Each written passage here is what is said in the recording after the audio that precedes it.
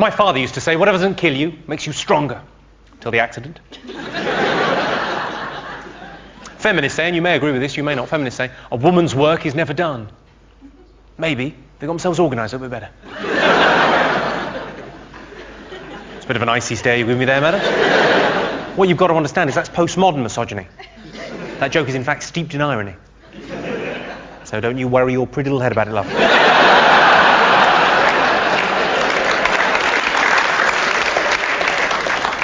I had one of those serious relationship conversations the other week with my girlfriend where she sat me down and talked at me for about 6 hours. I hadn't realised until then that when a man says he is spoken for, that is quite literally what he means. She said to me, Jimmy, we're at a crossroads in our relationship. Down one road is hard work and commitment, but ultimately, happiness. And down the other road, well, the other road is a dead end. And I said, that's not a crossroads, that's a T-junction. Well, I'm glad you laughed. She went fucking mental. I should, I suppose, point out at this early stage in the show that despite my dress and general demeanour, I'm not gay. Unless you're from Newcastle. And by gay, you mean owns a coat.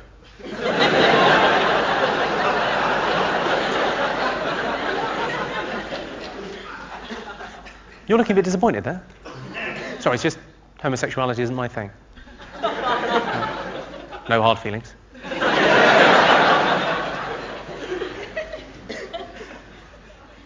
Sorry, I don't want to spoil the mood. I'm not, I'm not homophobic. I'm not scared of you. It's fine, obviously some people are straight, some people are gay. That is fine. I'm what you might call a stray. I'm straight, but I'm socially gay. It means I'll notice when a female friend changes her hair or buys new shoes, but I won't accept your cock in my arse.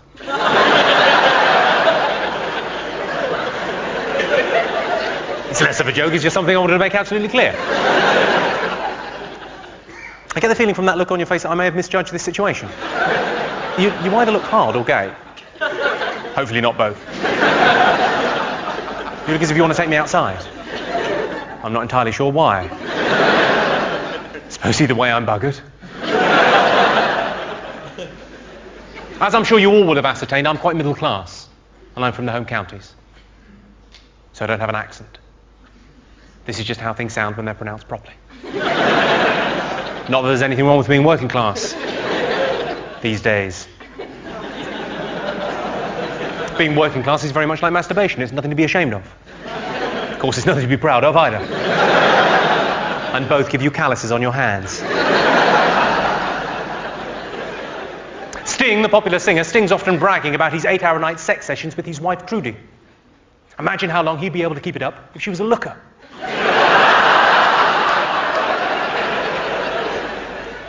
In Japan, they believe that tiger penis improves fertility. But I think, if you really want to get pregnant, you're best off using a man's cock.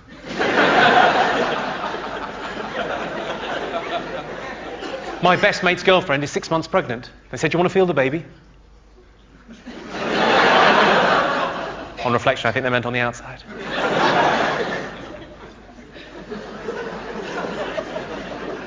They say travel broadens the mind, except with Americans, which tends to widen the arse. A lot of people quote the fact that only 10% of Americans have passports. The thing is, they say it like it's a bad thing. Don't get the wrong idea, I've got nothing against Americans. Just one came up to me after a show a couple of weeks ago and said he thought I was patronising. I said, well, I think you'll find that's pronounced patronising. It means when you talk down to someone. Don't worry, I'm not being condescending. I'm far too busy thinking about important things you wouldn't understand. I'm not sure if you're aware of this. Did you know you're 10 times more likely to get mugged in London than you are in New York City? It's because you don't live in New York City.